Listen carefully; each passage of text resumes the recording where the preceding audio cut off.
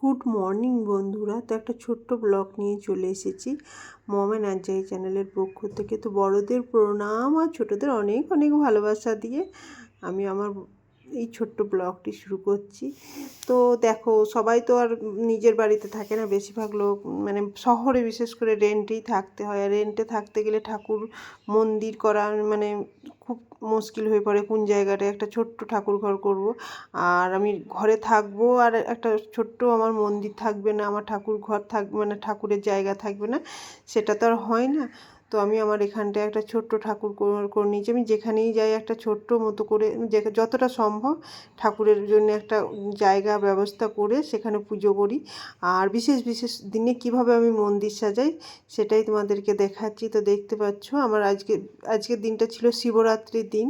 তো মা মেয়ে মিলে পুজোটা করলাম আর এইভাবে ফুল নিয়ে আমি আমার মন্দিরটা সাজালাম।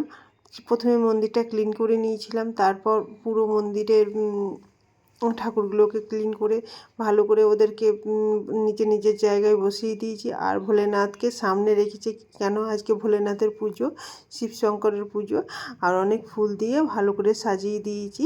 একটা প্লেটের মধ্যে কাঁসার প্লেটের মধ্যে ভালো করে ফুল দিয়ে ভোলেনাথের সিংহাসনটাকে রেখে পুজো করলাম। আর তার সাথে আমার মেয়েও অনেক মানে মেয়ে পুজো করলো। এটাই ভালো লাগলো যে ও আমার দেখে দেখে সব কিছু আস্তে আস্তে শিখছে।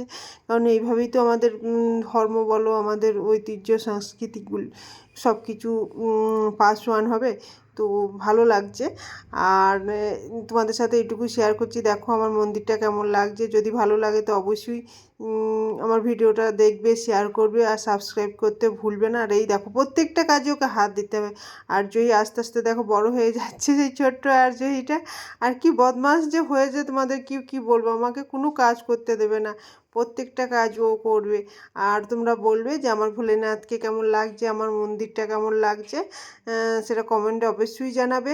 আর যদি মন্দির সম্বন্ধে ভিডিও দেখতে চাও তো অবশ্যই কমেন্ট করে জানাও। আর যদি ভালো লাগে তো অবশ্যই লাইক করো, আবার বলছি শেয়ার করো আর সাবস্ক্রাইব করতে ভুলবে না। আর এই দেখো আমার ভোলেনাথকে কত সুন্দর লাগছে। আর তোমরা কে কীভাবে পুজো করেছো সেটাও জানাবে। তো আর এইদিকে একটা দেখো, এখানে আমার একটা রাম সীতা মানে পুরো রাম সীতা লক্ষ্মণের একটা ছবিকে আমি বাঁধিয়ে রেখে দিয়েছি। আর এই আমার ছোট্ট গোপালকে দেখো, গোপাল সোনাকেও সাজিয়ে দিয়েছি। আর এখানে রাধাকৃষ্ণ, এটা আমি আগ্রা থেকে নিয়ে এসেছিলাম। তো এখানে আমি ভিডিওটা এন্ড করছি। যদি তোমাদের এই ছোট্ট ব্লগটি ভালো লাগে তো অবশ্যই লাইক করবে, শেয়ার করবে, সাবস্ক্রাইব করবে। বাই, সবাই খুব ভালো থাকবে।